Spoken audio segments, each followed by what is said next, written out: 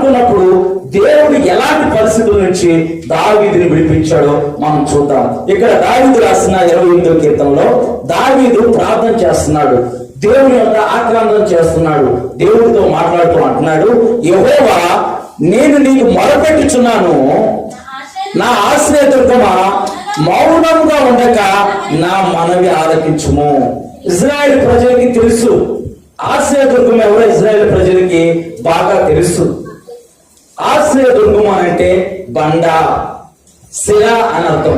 ఆశ్రయదుర్గం అంటే బండ, శిల అని అర్థం.